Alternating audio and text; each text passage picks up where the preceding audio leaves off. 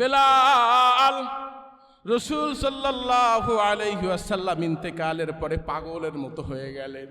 কাঁদতে কাঁদতে কাঁদতে কাঁদতে দামেস্ক চলে গেলেন। সবচেয়ে বেলালের কষ্ট বেশি। বেলালের বুক যেন ফেটে যায়, কলিজা যেন ফেটে যায়। মাসের পর মাস বেলাল পাগলের মতো ঘুরতে থাকে, মদিনায় থাকে না।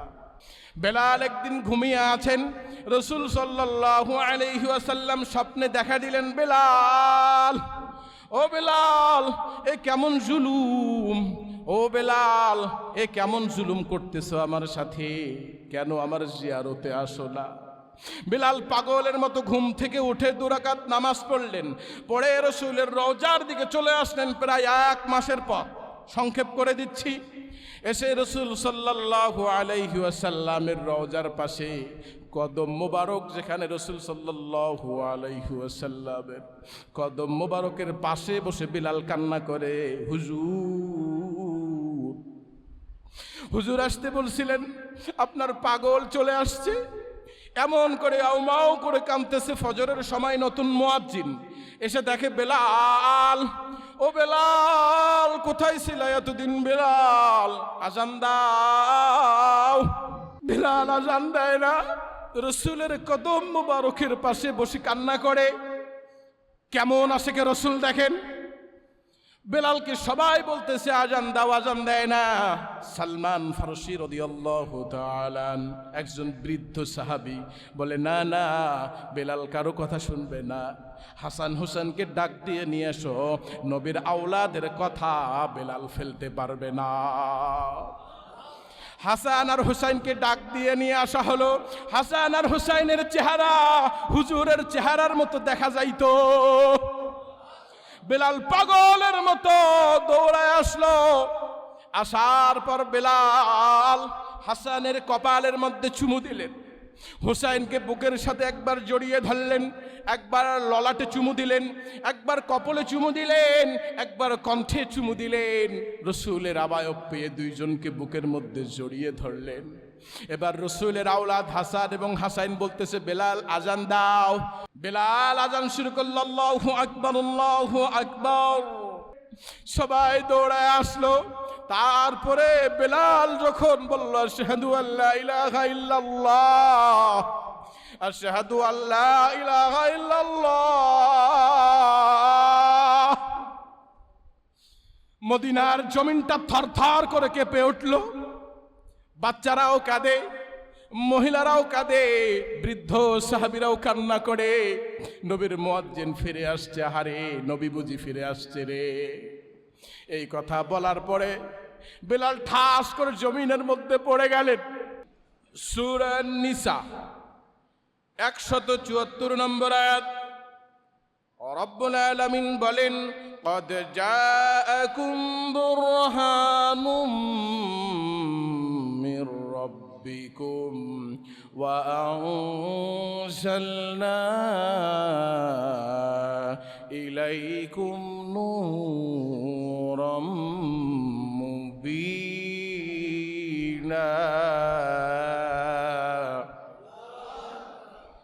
আল্লাহ পাক রব্বুল আলামিন সুস্পষ্ট ভাবে এখানে বলেছেন, ইয়া আইয়ুহাল্লাযীনা আমানু, মুমিনদেরকে ডাক দিলেন। আল্লাহ পাক রব্বুল আলামিন বললেন, কদ জাআকুম বুরহান। বুরহান মানে এখানে আল্লাহ পাক রব্বুল আলামিন আপনার আমার কলিজার টুকরার নবীকে বুঝাইছেন। সুবহানাল্লাহ। ওয়া আনজালনা ইলাইকুম নূর। নূর মানে আল্লাহ পাক রব্বুল আলামিন কোরআনকে বুঝিয়েছেন। তার মানে আমার কোন বান্দি যদি কোরআন এবং হাদিসকে আঁকড়িয়ে ধরে থাকতে পারে, কিয়ামত পর্যন্ত যত উম্মত আসবে এই কোরআন এবং হাদিসকে যদি মেনে চলতে পারে, তারা জীবনেও পথভ্রষ্ট হবে না। আল্লাহু আকবার। আর এক জায়গায় আল্লাহ পাক রব্বুল আলামিন বলেন, وما أرسلناك إلا رحمة للعالمين।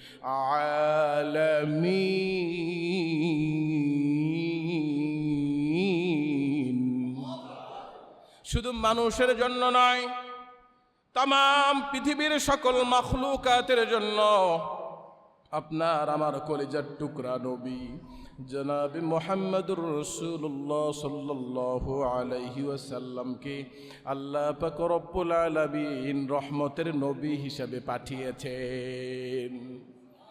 আপনার আমার নবী মাসের নবী, গাছের নবী, পশুদের নবী, যত জিন আছে জিনদের নবী, নবীদের নবী, আকায়েদার নামদার তাজেদার মদিনা জনাবি মুহাম্মদুর রাসূলুল্লাহ সাল্লাল্লাহু আলাইহি ওয়াসাল্লাম।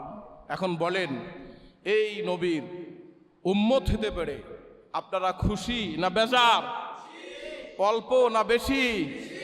আরেকবার বলা যাবে আলহামদুলিল্লাহ। আল্লাহ পাক আমাদেরকে কত নিয়ামত দান করেছেন, কত বড় ভাগ্য দিয়েছেন, এটা যদি কোরআন পড়ি তাহলে বুঝে আসে। রাসূল সাল্লাল্লাহু আলাইহি ওয়াসাল্লামের বরকত যখন দুনিয়াতে আসলেন তখন থেকেই বরকত শুরু। হুজুরের বরকত দেখেন, হালিমাতুস সাদিয়া, আপনারা সকলেই এই ইতিহাস জানেন। সবাই বড়লোকের বাচ্চাগুলি নিয়ে গেল, বাচ্চাগুলি পালন করলে টাকা পাওয়া যায় মোটা অঙ্কের। আরবের তৎকালীন নিয়ম ছিল। রাসূল সাল্লাল্লাহু আলাইহি ওয়াসাল্লাম ছোট্ট মানুষ, বাবা না, ইয়েতিম মানুষ। রাসূল সাল্লাল্লাহু আলাইহি ওয়াসাল্লাম যেন এতিমের দুঃখ বুঝতে পারে, এজন্য আল্লাহ পাক রব্বুল আলামিন আমার হাবিবকে, আমার কলিজার টুকরা নবীকে এতিমদের সর্দার বানিয়ে দিয়েছেন। এতিমরা যেন বলতে না পারে যে হুজুরের তো বাবা মা ছিল, হুজুর এতিমদের মর্যাদা, হুজুরদের দরদ কি বুঝবেন, এতিমদের দুঃখ কি বুঝবেন, এই কথা যেন বলতে না পারে, এজন্য এতিমদের সর্দার বানায় দিয়েছেন আমার হাবিবকে। সুবহানাল্লাহ। সম্মানিত ভাইয়েরা রে আমার, মা আমেনা কোলের মধ্যে আসমান এবং জমিনের শ্রেষ্ঠ মাখলুকাত, শ্রেষ্ঠ সন্তানটা ভূমিষ্ঠ হওয়ার সাথে সাথে কোলের মধ্যে নিয়ে আছেন।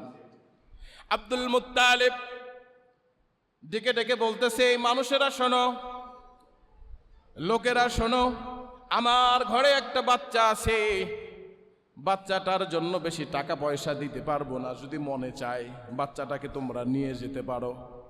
হালিমাতুস সাদিয়া একটু পরে গেলেন, অসুস্থ ছিলেন, তার বাহনটাও অসুস্থ।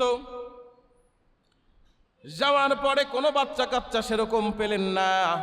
না পাওয়ার পরে হালিমাতুস সাদিয়াকে বলল, যখন একটা বাচ্চা আছে, বাচ্চাটা গরিব এতিম বাচ্চা, যদি পারেন তাহলে নিয়ে যান।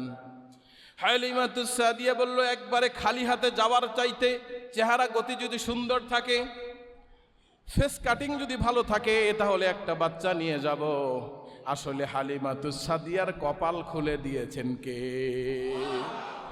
হালিমাতুস সাদিয়া গেলেন, যাওয়ার পরে মা আমেনার কোলে রেশমি একটা চাদর দিয়ে, ওন্না দিয়ে সুন্দর করে ঢাকা। হুজুর ঘুমোচ্ছিলেন। হালিমা বলে, শরীরের লোম দাঁড়ায়া যায়। আমি যখন রেশমি পোশাকটা তুললাম, হুজুর সাথে সাথে আমার দিকে তাকালেন। আমি গালের মধ্যে সুন্দর করে আদর করে দিলাম, সিনার মধ্যে আদর করে দিলাম, সাথে সাথে আমার দিক তাকিয়ে মুস্কি একটা হাসি দিয়ে দিলেন। আমার মনে হলো আসমানের চারটা আমেনার কোলের মধ্যে, তামাম পৃথিবীর মধ্যে এত সুন্দর বাচ্চা আমি আর জীবনে দেখি নাই। সুবহানাল্লাহ। এজন্যই কবি নজরুল সুন্দরভাবে বলে, দেখ আমেনা মায়ের কোলে, দোলে শিশু ইসলাম দোলে, কচি মুখে শাহাদাতের বাণী সে শোনায়। রে সাগর আকাশ বাতাস দেখবি যদি, আয় রে সাগর আকাশ বাতাস দেখবি যদি, আয়।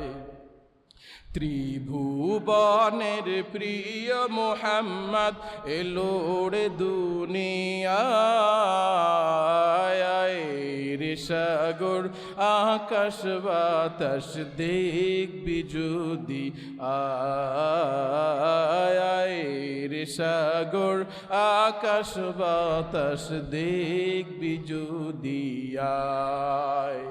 ধুলির ধারা বেহেশতে আজ জয় করিল দিল রে লাজ, ধুলির ধারা বেহেশতে আজ জয় করিল দিল রে লাজ। আজকে খুশির ঢল নেমেছে, আজকে খুশির ঢল নেমেছে ধূসর সাহারা, রে সাগর আকাশ বাতাস দেখবি যদি আয়। পড়েন না, আয় রে সাগর আকাশ বাতাস দেখবি যদি আয়। ত্রিভুবনের প্রিয় মুহাম্মদ এলো রে দুনিয়ায়, রে সাগর আকাশ বাতাস দেখবি যদি আয়। বলেন আমিন। রাসূল সাল্লাল্লাহু আলাইহি ওয়াসাল্লাম দুনিয়াতে যখন আসেন, আকাশ বাতাস তরুলতা পশু পাখি সমুদ্রের মাছ পর্যন্ত খুশি ছিলেন। বরকতওয়ালা নবী, অত বড় ঘটনা বলার সুযোগ নাই। ছোট্ট একটা সাহাবী ছিলেন রাসূল সাল্লাল্লাহু আলাইহি ওয়াসাল্লামের, নাম হলো তালহা রাদিয়াল্লাহু তাআলা আনহু। কি নাম? তালহা। দেখেন রসুলের ওপর ভালোবাসা আর আমাদের ভালোবাসা। ইয়া নবী সালামু আলাইকা কোয়া, দুইটা জিলাপি খাইলাম আর সারা বছর সুন্নত নাই, নামাজ নাই, কোরআন নাই, আল্লাহর রসুলের একটা সুন্নত নাই, সারা জীবন এমনি চলছে। এটা কি আশেকে রসুল না আশেকে জিলাপি? এটা কি আশেকে জিলাপি না আশেকে রসুল? দেখেন কেমন ছিল ছোট্ট সাহাবী তালহা। আল্লাহ রসুল যেখানে যাইতেন তালহা হুজুর সাল্লাল্লাহু আলাইহি ওয়াসাল্লামের পাশেই বসতেন।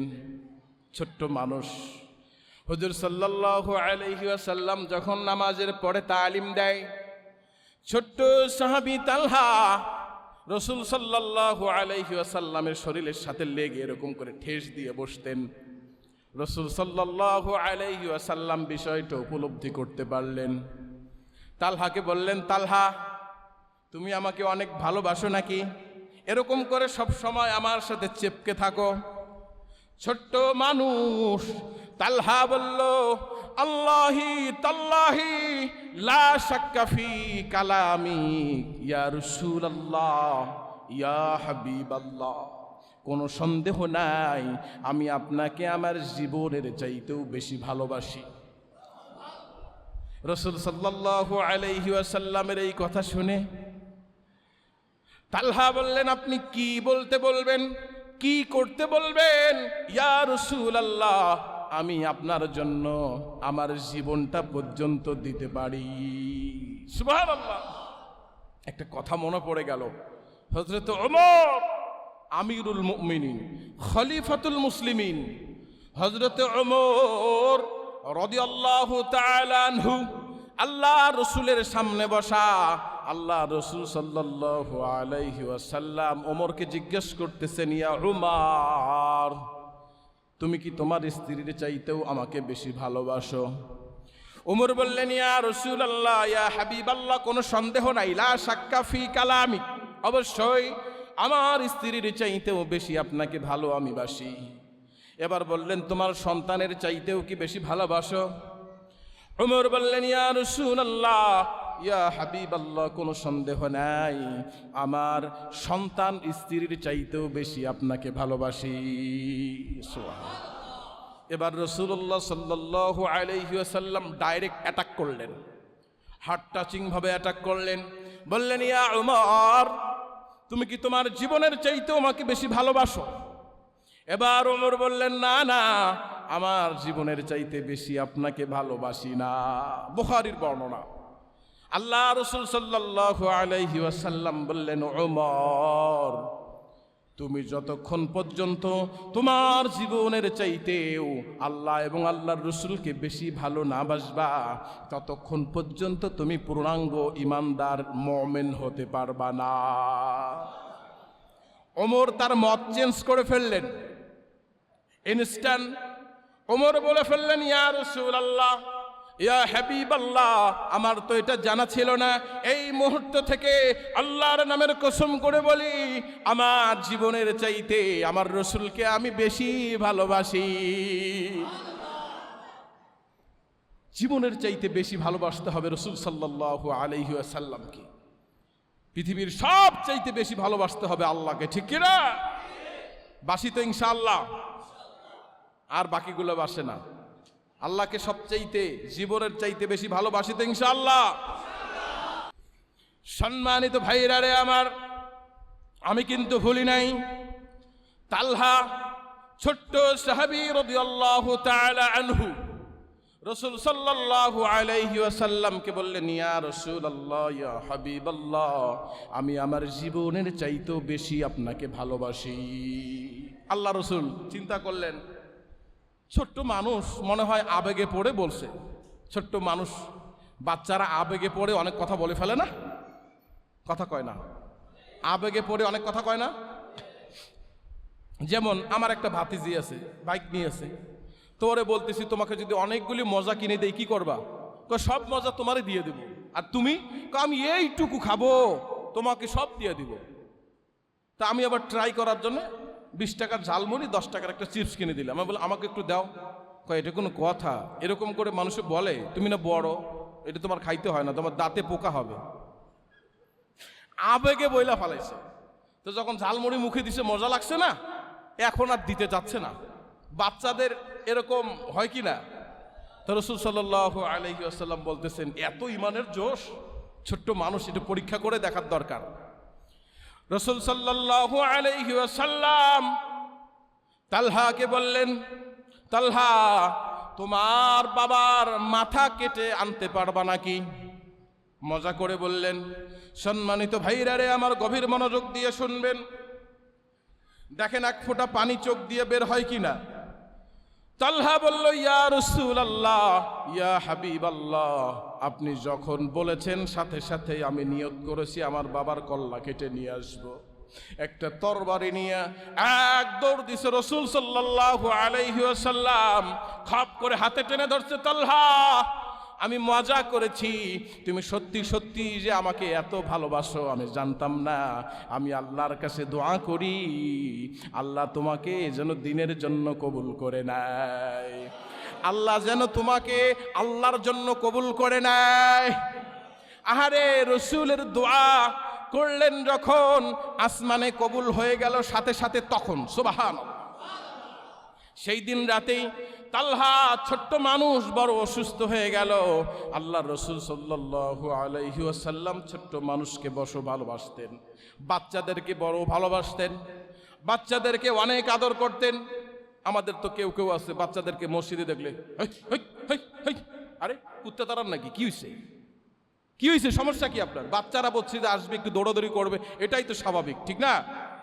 তা আপনার মতো মানুষ, আমার মতো মানুষ যদি লাফালাফি করে, দেখতে ভালো লাগবে? বিশ্রী লাগবে না? তো বাচ্চারা দৌড়াবে, বাচ্চারা মসজিদে আসবে, এটাই তো ট্রেডিশন, ঠিক কিনা? বাচ্চাদেরকে বকা দেওয়া যাবে না, বলছেন মুহাম্মদ সাল্লাল্লাহু।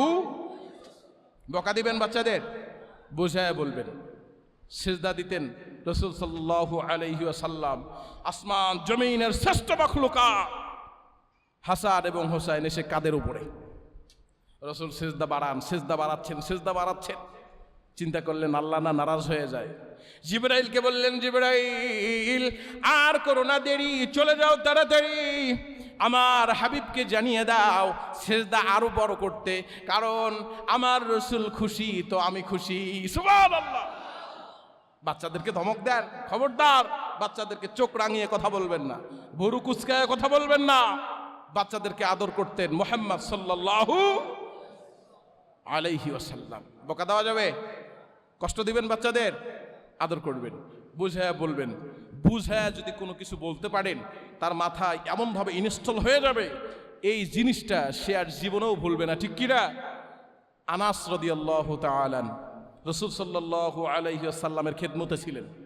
একবার একটা কথা বললেন, আনাস এই কাজটা করো। আনাস ভুলে গেলেন রাদিয়াল্লাহু তাআলা। রাসূল সাল্লাল্লাহু আলাইহি ওয়াসাল্লাম কিছুক্ষণ পরে এসে আনাসের পাশে দাঁড়ালেন, মাথার মধ্যে হাত বুলালেন। আনাসের মনে পড়ে গেছে, বেয়াদবি হয়ে গেছে, রাসূলুল্লাহ একটা কথা বলেছেন, আমি তো কাজটা করতে পারি নাই, বিশাল বড় বেয়াদবি হয়ে গিয়েছে। রাসূল সাল্লাল্লাহু আলাইহি ওয়াসাল্লাম মুস্কি একটা হাসি দিলেন আর বললেন, আনাস তুমি তোমার খেলা শেষ করো, আমি আমার কাজটা নিজেই করে নিয়েছি। সুবহানাল্লাহ।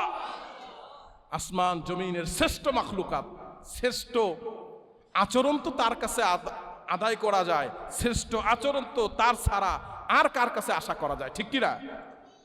আনাস রাদিয়াল্লাহু তাআলা তার জীবনের মধ্যে পাওয়া যায় রাসূল যে সাল্লাল্লাহু আলাইহি ওয়াসাল্লাম চোখ দিয়ে এবং মুখ দিয়ে মুস্কি হেসে আমাকে একটা শাসন করেছেন, আমি মরার আগ পর্যন্ত এই শাসন ভুলে যাই নাই। সুবহানাল্লাহ বলবেন না? সম্মানিত ভাইরা রে আমার, তালহা ভীষণ অসুস্থ। রাসূল সাল্লাল্লাহু আলাইহি ওয়াসাল্লাম তালহার কাছে আসলেন, মাথায় হাত বুলায়া দিলেন যখন, তালহার সাথে সাথে চোখটা খুলে রাসূলের চাঁদের মতো চেহারাটা দেখে খুশি হয়ে গেলেন। তখন তালহার মাথায় হাত বুলায়া দিলেন, ঘুম পাড়িয়ে দিলেন। রাসূল সাল্লাল্লাহু আলাইহি ওয়াসাল্লাম বাহিরে আসলেন, আসার পরে বললেন, তালহার বাবা শোনো, আমার তালহা মনে হয় আর বেশিক্ষণ বাঁচবে না। শোনো শোনো, আমার তালহা যত রাত্রেই মারা যাক, আমার তালহার মৃত্যুর সংবাদ আমাকে জানাবে, আমার তালহাকে নিজের হাতে আমি গোসল করাবো, আমার তালহাকে নিজেই আমি দাফন কাফন করাবো, আমার তালহাকে আমি নিজে মাটি দিব, মাটি সম্পন্ন করার পরে আল্লাহর কাছে দোয়া করব। এই কথা বলে রাসূল সাল্লাল্লাহু আলাইহি ওয়াসাল্লাম চলে আসলেন। তালহা ছোট্ট মানুষ, অসুস্থ মানুষ, রাদিয়াল্লাহু তাআলা আনহু উঠায় দাঁড়ালেন। দাঁড়ানোর পরে শরীরের সমস্ত শক্তি দিয়ে সকলকে ডাক দিলেন, সবাই দৌড়ায় আসলো। অসুস্থ মানুষ কেন দাঁড়াতে হলো? আমাদেরকে ডাকলেই তো আমরা আসতাম। কয় না না, বিষয়টা বেশি গুরুত্বপূর্ণ, তাই আমার শরীরের সকল শক্তি সঞ্চয় করে তোমাদেরকে ডাকলাম। শোনো শোনো, মুহাম্মদুর রাসূলুল্লাহ সাল্লাল্লাহু আলাইহি ওয়াসাল্লামকে আমার মৃত্যুর সংবাদ তোমরা জানাবে না। সবাই হতভম্ব হয়ে গেল। কেন এটা বললা? হুজুর তো বললেন জানাতে, যতই রাত হোক। একটা সাহাবী ছিলেন, তাকে জানাই দিলেন কানে কানে, খবরদার আল্লাহ রসুলকে যেন আমি রাত্রে ইন্তেকাল করলে না জানানো হয়। যেই কথা সেই কাজ। কিছুক্ষণ পরেই ছোট্ট সাহাবী তালহা মারা গেলেন, শহীদ হয়ে গেলেন। জ্বর এত প্রচণ্ড ছিল, জ্বরের মধ্যে আতিশয্যায় দুনিয়া থেকে বিদায় নিয়ে চলে গেলেন। কাফন দাফন হয়ে গেল, জানাজা হয়ে গেল, মাটি হয়ে গেল। রাসূল সাল্লাল্লাহু আলাইহি ওয়াসাল্লাম নিজে ফজরের নামাজ পড়ে তালহাকে দেখতে আসছেন, কারণ বাচ্চাদের কাছে রাসূল সাল্লাল্লাহু আলাইহি ওয়াসাল্লামের ভালোবাসা কম না বেশি?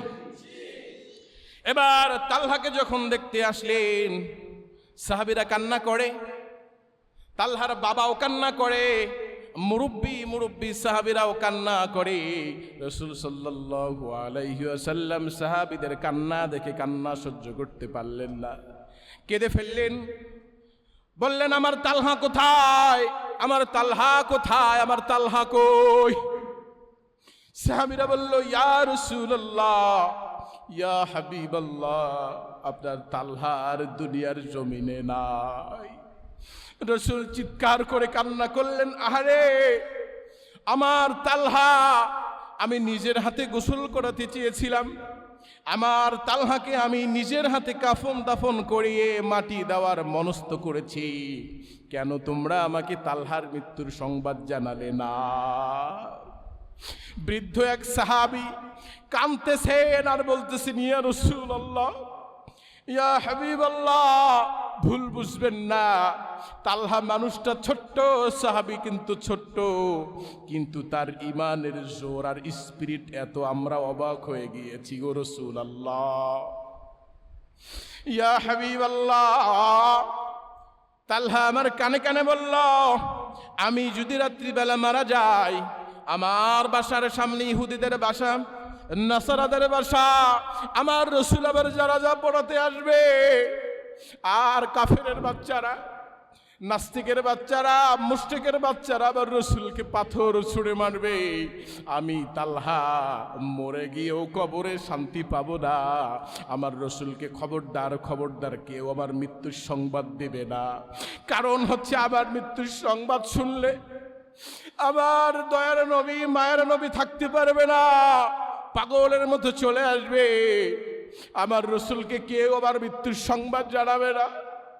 আল্লাহ রসুল ঝরে কাঁদলেন, চোখের পানিগুলি টপ টপ করে দাড়ি মোবারক, গাল মোবারক বেয়ে বেয়ে পড়তেছে মানের দিকে। একবার রসুল সাল্লাল্লাহু আলাইহি ওয়াসাল্লাম এরকম করে হাত উঠাতে উঠাতে আসমানের দিকে হাত উঠা দিলেন আর বললেন, রব্বুল আলামিন, দয়াময় মালিক, আপনি সাক্ষী থাকেন আপনার তালহার উপরে, আপনার বান্দার উপরে আমি মুহাম্মদুর রাসূলুল্লাহ সাল্লাল্লাহু আলাইহি ওয়াসাল্লাম খুশি। আপনার তালহা আমার জন্য যা করেছে এই দৃষ্টান্তর মধ্যে আমি খুশি।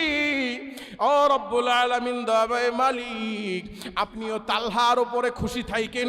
কিয়ামতের দিন, কঠিন মুসিবতের দিন, যদি মানুষগুলি ছুটাছুটি করবে, একটু মাত্র ছায়ার জন্য মানুষেরা পাগল হয়ে যাবে, সোহাত মাথার উপরে সূর্য থাকবে, আমি মুহাম্মদুর রাসূলুল্লাহ সাল্লাল্লাহু আলাইহি ওয়াসাল্লাম আপনাকে আর তালহাকে যেন পাশাপাশি হাসতে দেখি। আল্লাহু আকবার। এই কথা পড়ে আমার শরীরের লোম দাঁড়ায় গেছে। সহিহ বুখারী মুসলিমের মধ্যে আসছে, রাতের বেলা পড়ে আমি আমার চোখের পানি আটকাতে পারি নাই, হু হু করে কান্না করে দিয়েছি। এই হলো ভালোবাসা। আর আমাদের ভালোবাসা রাসূল সাল্লাল্লাহু আলাইহি ওয়াসাল্লামের একটা সুন্নত আমরা জীবনের মধ্যে জিন্দা করি না। রবিউল আউয়াল মাস আসলে খিচুড়ি খাই, সিন্নি খাই, তারপরে সারা বছর রসুলের কথা মাথায় থাকে না, ঠিক কিনা? এটা কি ভালোবাসা? আহারে, মানুষগুলি আজকে বিকৃত স্বভাবের হয়ে যাচ্ছে। কতটা বিকৃত মস্তিষ্ক হলে জাপানের এক যুবক 220 কোটি টাকা খরচ করে নিজের চেহারার অবয়ব বানিয়েছে কুত্তার মতো। ডগ ডগ কুকুর চিনেন আপনারা? মানুষ তার ভালো লাগলো না, মানুষের অবয়ব তার ভালো লাগলো না। আরেকজন দেখলাম ক্যালিফোর্নিয়াতে, সে বহু টাকা খরচ করছে, প্রায় 40-45 কোটি টাকা খরচ করে তার মুখের অবয়বটা সিংহর মতো বানাইছে, কুকুরের মতো বানাইছে। তো ওরা থাকবেও কুকুরদের সাথে, ঠিক কিনা? আমরা ভালোবাসি মুহাম্মদ সাল্লাল্লাহু আলাইহি ওয়াসাল্লামকে, আমরা থাকবো তার সাথে। আল্লাহ যেন আমাদের কবুল করেন, আমরা বলছি আমিন। মাঝে মাঝে কোরআনের সাথে কথা বলি আমি, যখন অনেক দুঃখ অনেক কষ্টের মধ্যে পড়ে যাই, তখন আমি কোরআনকে জিজ্ঞেস করি, এখান থেকে কি উদ্ধার হওয়ার কোনো উপায় নাই? কোরআন আমার সাথে কথা বলে। শুনতে চান কি কথা বলে? শুনতে চান? কোরআনের সাথে কথা আমি না, আপনারাও যদি বলেন, দুঃখে পড়ে যাই, কষ্টে পড়ে যাই, মাঝে মাঝে একাকিত্ব অনুভব করি, কোরআনের সাথে যখন কথা বলি তখন আমার কলিজাটা ঠান্ডা হয়ে যায়। কোরআন আমাকে এত সুন্দর করে সবগুলি মেসেজ দিয়ে যায়। কোরআন আমাকে এই আয়াতগুলি যখন জানিয়ে দেয় আমি অবাক হয়ে যাই। আল্লাহ পাক রব্বুল আলামিনের 1400 বছর আগে নাজিল হওয়া এই কোরআন কি করে এত জীবন্ত হতে পারে? সুবহানাল্লাহ। আমি কোরআনকে বললাম, কোরআন আমি তো হতাশ হয়ে যাই, আমি তো ফ্রাস্ট্রেশন হয়ে যাই, আমি বড় হতাশ হয়ে যাই মাঝে মাঝে। কোরআন আমাকে বলল সূরা জুমার 53 নম্বর আয়াত, লা তাকনাতু মির রাহমাতিল্লাহ।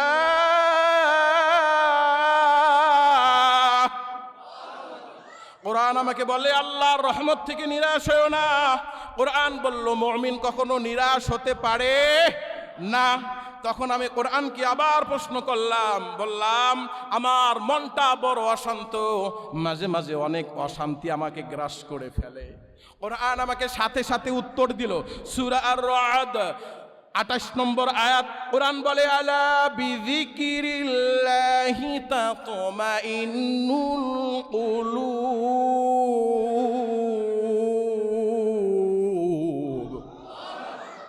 ও রবিউল, তোমার মনটা অশান্ত, তুমি কি তোমার মনটা করতে চাও শান্ত, তাহলে আল্লাহর জিকিরের মধ্যে বান্দার মন হয় প্রশান্ত। সুবহানাল্লাহ। আমি খুশি হয়ে যাই, আমার মনটা হাসতে থাকে। তারপরে আবার কোরআনকে প্রশ্ন ছুড়ে দিলাম।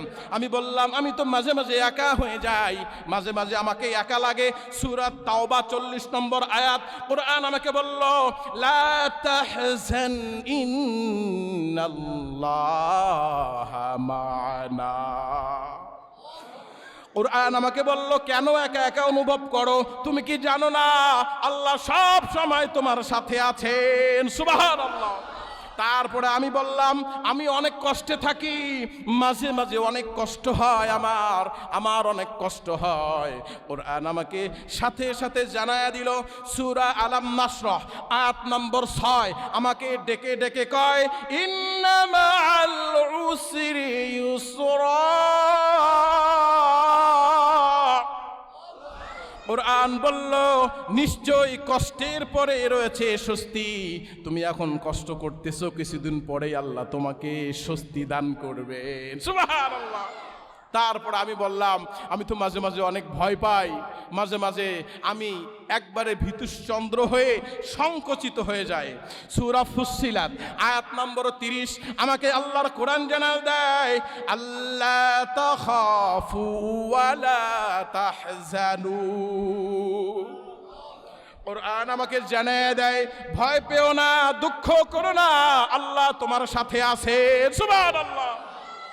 আমি আবার কোরআনকে প্রশ্ন ছুড়ে দিলাম, আমি তো কোনো পথ খুঁজে পাচ্ছি না, মাঝে মাঝে আমি পথের দিশা হারিয়ে ফেলাই, আমি পথ হারিয়ে ফেলি, কি করব এখন? সূরা আত-তালাক আয়াত নম্বর 2 আল্লাহ পাক রব্বুল আলামিনের কোরআন চমৎকার ভাবে আমাকে জানায় দিল ওয়া মাইয়াত্তাকিল্লাহা ইয়াজআল লাহু মাখরাজা। কোরআন আমাকে জানায় দিল আল্লাহকে ভয় করো, আল্লাহকে ভয় করলে আল্লাহ তোমার জন্য নতুন পথ তৈরি করে দিবেন। আমি বললাম আমি মাঝে মাঝে এমন শক্তি কম অনুভব করি, আমার শক্তি ফুরিয়ে আসছে, আমি কি করব বলো? কোরআন বলল তুমি ভয় পেও না। সূরা আল বাকারা আয়াত নম্বর 286 লা ইউকাল্লিফুল্লাহু নাফসান ইল্লা উসআহা।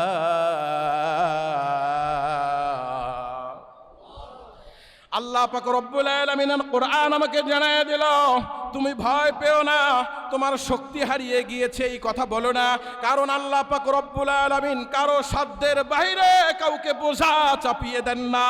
সুবহানাল্লাহ। তারপরে বললাম যে আমি মাঝে মাঝে হতাশ হয়ে যাই। কয় কেন হতাশ হও? আমি বললাম আমার তো অনেক গুনাহ রয়ে গেছে, এই গুনাহ নিয়ে যদি মরে যাই আমার অবস্থা কি হবে?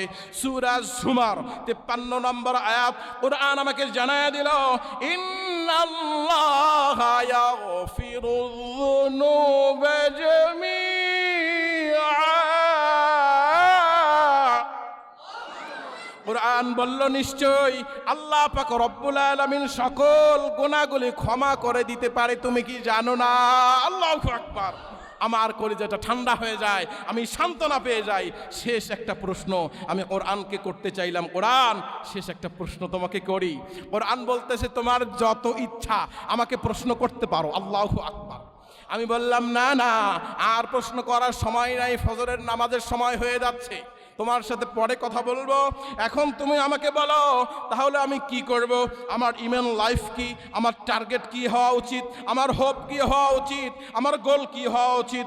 কোরআন আমাকে জানায় দিল সূরাতুত তালাক 3 নম্বর আয়াত ওয়া মাইয়াতাওয়াক্কাল আলাল্লাহি ফাহুয়া হাসবুহ। যে আল্লাহর উপরে ভরসা করে আল্লাহ তার জন্য যথেষ্ট হয়ে যায়। এ রবিউল ইসলাম, তুমি আল্লাহর উপরে ভরসা করো, আল্লাহ তোমার জন্য যথেষ্ট হয়ে যাবে। আমার কলিজাটা ঠান্ডা হয়ে গেল।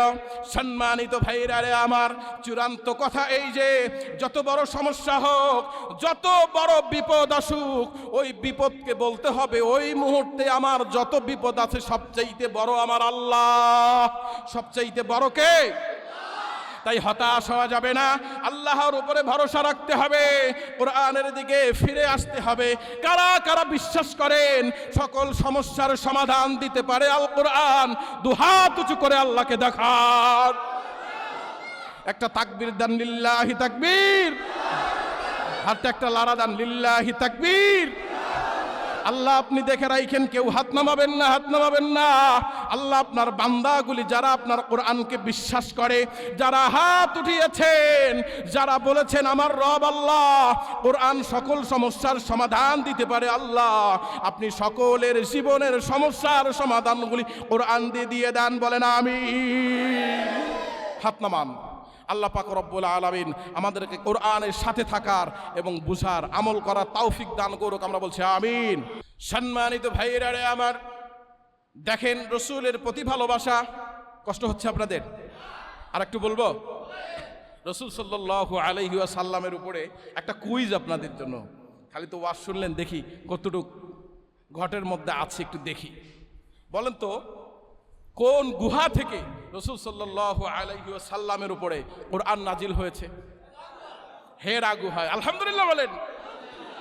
হেরা থেকে হেলে দুলে নুরানি তনু ওকে আসে হায়, সারা দুনিয়ার হেরে মেরে পর্দা খুলে খুলে যায়, সে যে আমার কমলিওয়ালা, কমলিওয়ালা, সে যে আমার কমলিওয়ালা, কমলিওয়ালা। বলেন, হেরা থেকে হেলে দুলে নুরানি তনু ওকে আসে হায়, সারা দুনিয়ার হেরে মেরে পর্দা খুলে খুলে যায়, সে যে আমার কমলিওয়ালা, কমলিওয়ালা, সে যে আমার কমলিওয়ালা, কমলিওয়ালা।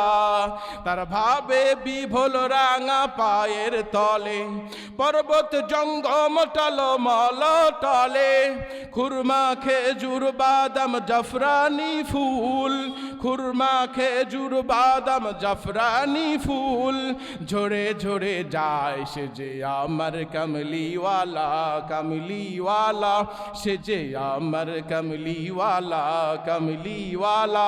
হেরা থেকে হেলে দুলে নুরানি তনু ওকে আসে হায়, সারা দুনিয়ার হেরে মেরে পর্দা খুলে খুলে যায়, সে যে আমার কমলিওয়ালা, কমলিওয়ালা, সে যে আমার কমলিওয়ালা, কমলিওয়ালা। বলেন আমিন। আহারে, আর এক পাগল ছিল নবীর, 2 মিনিটে শেষ করে দিচ্ছি, আছে ধৈর্য ইনশাল্লাহ, রাগ করবেন না তো। রসুলের এক পাগল ছিল, বেলাল। আল্লাহর নবী জনাবে মুহাম্মদুর রাসূলুল্লাহ সাল্লাল্লাহু আলাইহি ওয়াসাল্লাম ইন্তেকাল করার পর সবচেয়ে বেশি ভেঙে পড়েছিলেন বেলাল। গভীর মনোযোগ দিয়ে শোনেন, দেখেন 2 ফোঁটা চোখের পানি, 2 ফোঁটা চোখের পানি আল্লাহকে হাদিয়া দিয়ে আজকের জীবনের গুনাহ মাফ করাতে পারেন কিনা? ডানে বামে নয়, গভীর মনোযোগ। সম্মানিত ভাইরা রে আমার, বেলাল রসুল সাল্লাল্লাহু আলাইহি ওয়াসাল্লাম ইন্তেকালের পরে পাগলের মতো হয়ে গেলেন, কাঁদতে কাঁদতে কাঁদতে কাঁদতে দামেস্ক চলে গেলেন।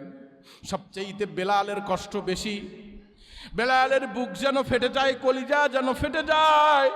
মাসের পর মাস বেলাল পাগলের মতো ঘুরতে থাকে, মদিনায় থাকে না, আজানও দেয় না। আজান দিতে বললে বেলাল বলে না না, আমার নবী যেই আজানের পরে ইমামতি করবে না, আমি বেলাল সেই আজান আর দেব না।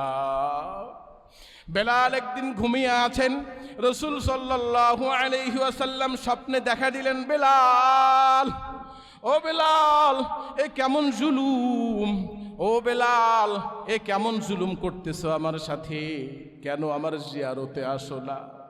বেলাল পাগলের মতো ঘুম থেকে উঠে 2 রাকাত নামাজ পড়লেন, পড়ে রসুলের রওজার দিকে চলে আসলেন। প্রায় 1 মাসের পর, সংক্ষেপ করে দিচ্ছি, এসে রসুল সাল্লাল্লাহু আলাইহি ওয়াসাল্লামের রওজার পাশে কদম মোবারক, যেখানে রসুল সাল্লাল্লাহু আলাইহি ওয়াসাল্লামের কদম মোবারকের পাশে বসে বেলাল কান্না করে, হুজুর, হুজুর আসতে বলছিলেন, আপনার পাগল চলে আসছে।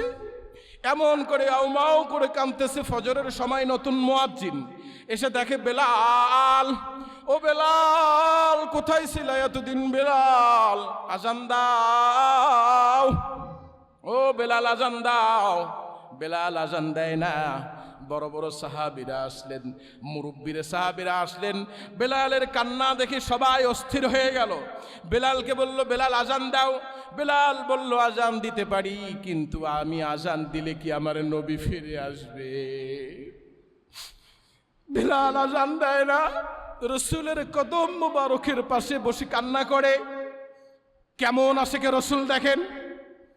বেলালকে সবাই বলতেছে আজান দাও, আজান দেয় না। সালমান ফারসি রাদিয়াল্লাহু তাআলা একজন বৃদ্ধ সাহাবী বলে, না না, বেলাল কারো কথা শুনবে না। হাসান হুসেনকে ডাক দিয়ে নিয়ে এসো, নবীর আওলাদের কথা বেলাল ফেলতে পারবে না।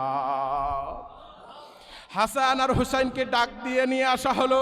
হাসান আর হুসাইনের চেহারা হুজুরের চেহারার মতো দেখা যাইতো। বেলাল পাগলের মতো দৌড়ায় আসলো। আসার পর বেলাল হাসানের কপালের মধ্যে চুমু দিলেন, হুসাইনকে বুকের সাথে একবার জড়িয়ে ধরলেন, একবার ললাটে চুমু দিলেন, একবার কপালে চুমু দিলেন, একবার কণ্ঠে চুমু দিলেন। রসুলের আবায়ব পেয়ে দুইজনকে বুকের মধ্যে জড়িয়ে ধরলেন। এবার রসুলের আওলাদ হাসান এবং হাসাইন বলতেছে, বেলাল আজান দাও। ও নানার মুয়াজ্জিন, আজান দাও। তোমার মধুমাখা কণ্ঠে আজান শুনলে হৃদয়ের ঈমানের জোর বেড়ে যায়। বেলাল আজান দাও। নবীর ওয়ারিস আজানের কথা বলছে, এখন তো আর না করা যায় না। বেলাল আজান শুরু করল, আল্লাহু আকবার, আল্লাহু আকবার, আল্লাহু আকবার, আল্লাহু আকবার। প্রথম আজানের ধ্বনি শুনে মদিনার সব বৃদ্ধ বৃদ্ধ সাহাবীরা দৌড়ায়া চলে আসছে। আহারে, নবীর মুয়াজ্জিন ফিরে আসছে, নবী বুঝি ফিরে আসছে রে। দ্বিতীয় যখন আজানের ধ্বনি, আশহাদু আল্লা ইলাহা ইল্লাল্লাহ, আশহাদু আল্লা ইলাহা ইল্লাল্লাহ,